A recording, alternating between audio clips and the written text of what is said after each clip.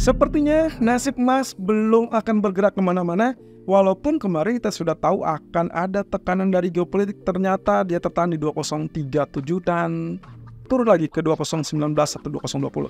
Tapi catatan pentingnya adalah emas tidak turun lebih dalam karena akhirnya ditutup di atas 2032. Dan kalau Anda simak dengan live streaming kemarin, kita sempat menyebutkan kita butuh penutupan di atas 2025 dan kemungkinan potensi untuk kenaikan makin terbuka kalau itu terjadi. Dan ternyata, kita dapatkan itu.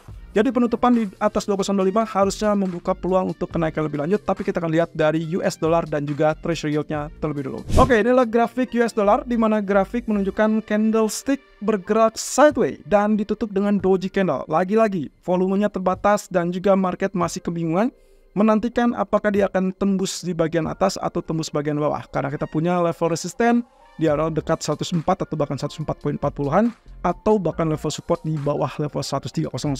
Untuk saat ini dia tertahan di 1350. Apapun itu teman-teman, kondisinya kita belum bisa menyebutkan bullish ataupun bearish untuk saat ini karena kenyataannya memang tidak mendapatkan pergerakan yang sangat efektif.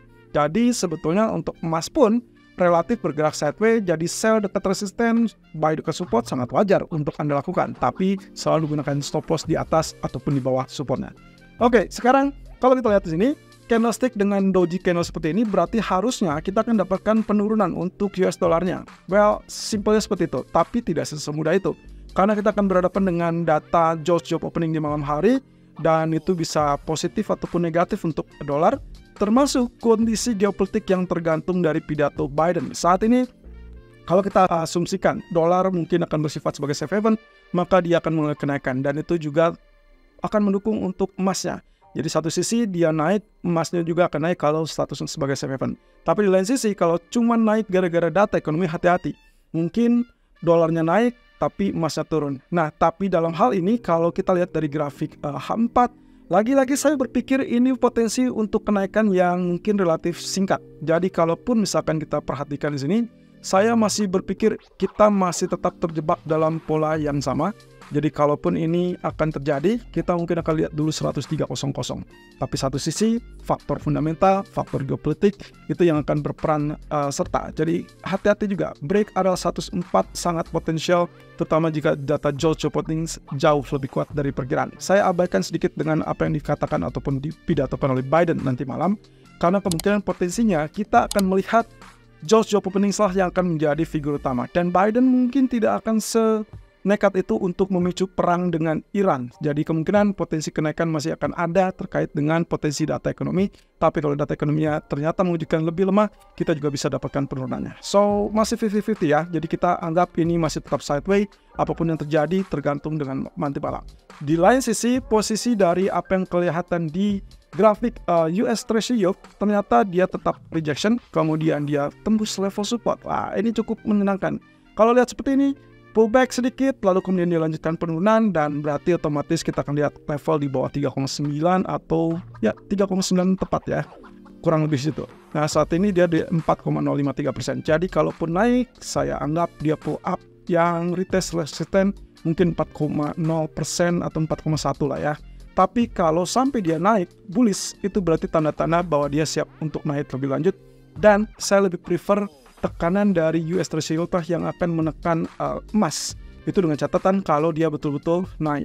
Sementara untuk US dollar, karena dia bersifat bisa saja menjadi safe haven, maka bisa saja itu bukan menjadi kriteria. Nah, satu sisi, kalau kita lihat dari pergerakan pound sterling, kelihatannya ini masih tetap sideways juga. Dan kita lihat di sini, sebetulnya dia betul-betul bergerak sesuai dengan harapan kita ya. Kemarin dia rejection, dan betul, rejection itu mengakibatkan dia turun sampai akhirnya tertahan di level 1.2660-an. Nah, sayangnya dia kembali lagi di atas. Nah, ada dua hal di sini teman-teman yang saya ingin ingatkan. Pertama, kalau kita lihat dari trend channel, sebetulnya ini gagal. Trend channelnya gagal karena dia balik lagi naik di atas trend channel atau masuk ke dalam trend channel. Tapi kemudian yang akan kita lihat di sini, dia masih tertahan di 50% real body area candlestick hitam itu. Ya, long black candle-nya masih menahan. Jadi saya tinggal tunggu beberapa waktu ke depan apakah dia mampu untuk naik atau malah dia turun lagi. Jadi ada dua peluang sebetulnya di sini. Dan kaitannya dengan kenaikan, kalaupun betul dikenaikan, saya belum melihat ada urgensinya bagi pound sterling untuk naik di atas 1.2770. Jadi kalaupun hari ini kita suggest atau rekomendasikan buy, Anda bisa lakukan buy, tapi begitu mendekati 1.2770 segera exit, lalu kemudian Anda perhatikan dan simak data Amerika, karena hari ini tidak ada data dari Inggris. Jadi asumsi saya dia masih tetap sideways di situ dan nantinya akan berpotensi rejection turun kembali. Tapi catatannya adalah Anda segera switch strategi menjadi sell begitu melihat tanda-tanda dia akan tembus 1.2660. Ingat, switch strategi menjadi sell hanya jika tembus 1.2660.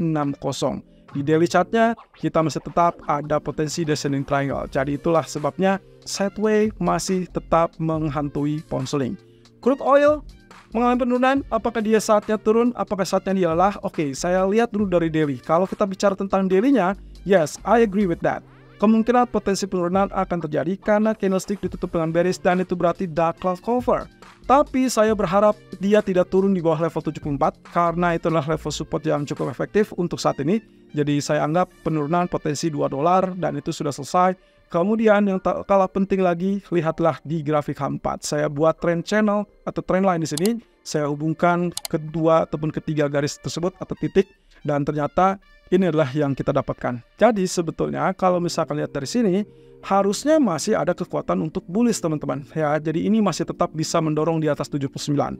Apalagi kalau Biden memicu konflik yang lebih panas karena ada ancaman Iran pun bisa bereaksi.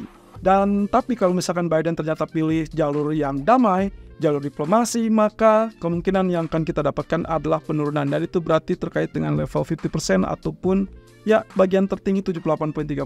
So far dia berada 77.20an ya. Jadi saya rasa ini masih belum waktunya untuk lakukan sell. Tapi saat Anda lakukan sell, pastikan Anda berada 78.30. Nah, satu hal, begitu dia turun ke 76 ataupun 75, segera exit saja karena kita tidak berharap penurunan yang berlebihan terkait dengan potensi konflik yang masih tetap bisa terbuka. Dan jangan lupakan, di minggu ini akan ada JMMC, pertemuan teknis untuk membahas terkait dengan kebijakan OPEC. Tapi dia tidak akan memangkas, melainkan hanya memberikan rekomendasi saja.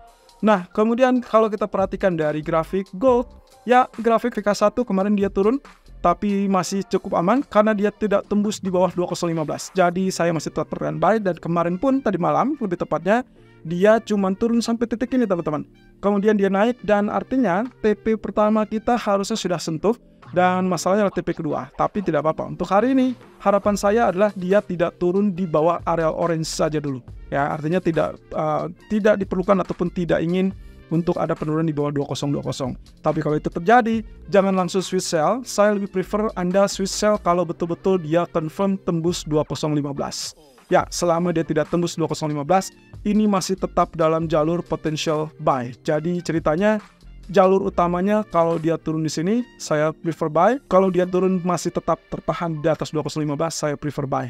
Dan kalau dia ternyata tembus 2015, Anda switch strategi menjadi sell dengan target utama adalah 2001.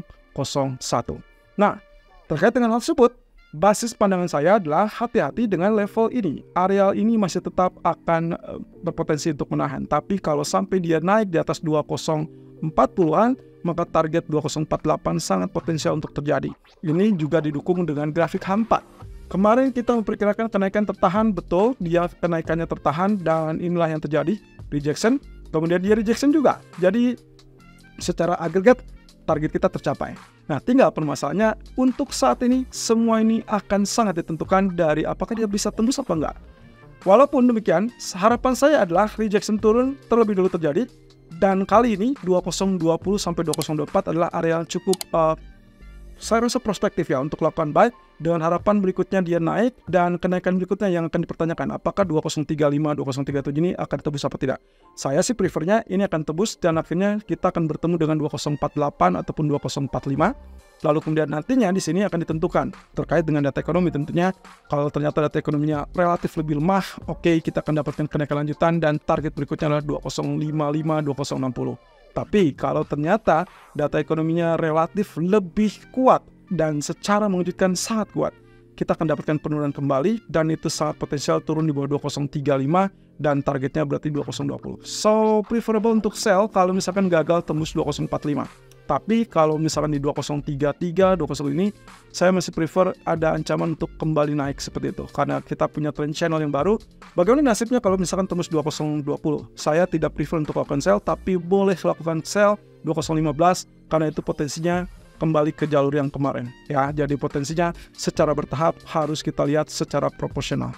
Well, intinya semua masih tetap menunggu terkait dengan kebijakan Fed, tapi untuk saat ini dia ada kecurigaan untuk Fed kemungkinan memberikan isyarat bahwa mereka akan segera melakukan pelonggaran tersebut.